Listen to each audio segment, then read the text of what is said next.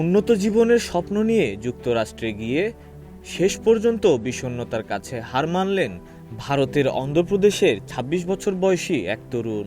দীর্ঘদিনের চাকরি না পাওয়া এবং পরিবারের আর্থিক অনটন নিয়ে চরম মানসিক চাপের মুখে শিকাগোয় নিজের বাসায় আত্মহত্যা করেছেন তিনি। এনডিটিভির এক প্রতিবেদনে জানানো হয়, চান্দু অন্ধ্রপ্রদেশের কুর্নুল জেলার বাসিন্দা ছিলেন। তার এই অকাল মৃত্যুতে পরিবার ও পরিচিতি মহলে শোকের ছায়া নেমে এসেছে। পরিবার সূত্রে জানা গেছে, চান্দু সম্প্রতি শিকাগোর ডিপল ইউনিভার্সিটি থেকে স্নাতকোত্তর ডিগ্রি সম্পন্ন করেন। পড়াশোনা শেষে বেশ কিছুদিন ধরে তিনি ঐক্লান্তিকভাবে চাকরি খুঁজছিলেন। তবে দীর্ঘ চেষ্টার পরও কোনো কর্মসংস্থান না হওয়ায় তিনি মানসিকভাবে ভেঙে পড়েন। চান্দুর বাবা পেশায় একজন নিরাপত্তারক্ষী।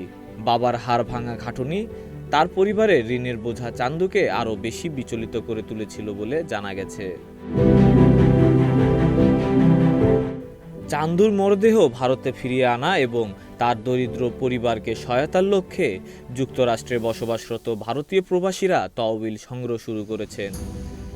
$1,20,000 লক্ষ্যমাত্রা নিয়ে শুরু করা এই উদ্যোগে মাত্র 2 দিনেই $76,000 বেশি সংগৃহীত হয়েছে।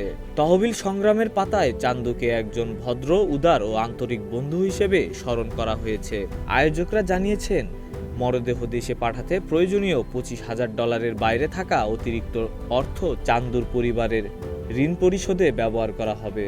মরদেহ দ্রুত দেশে ফিরিয়ে আনতে প্রশাসনিকভাবেও পদক্ষেপ নেওয়া হয়েছে।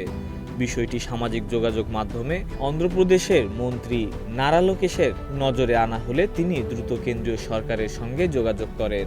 ভারতের কেন্দ্রীয় বিমানমন্ত্রী জানান, তিনি প্রক্রিয়াটি ত্বরান্বিত করতে সংশ্লিষ্ট দপ্তরের সঙ্গে কাজ করছেন এবং শোকসন্তপ্ত পরিবারকে সব ধরনের সহায়তা দেওয়া হবে।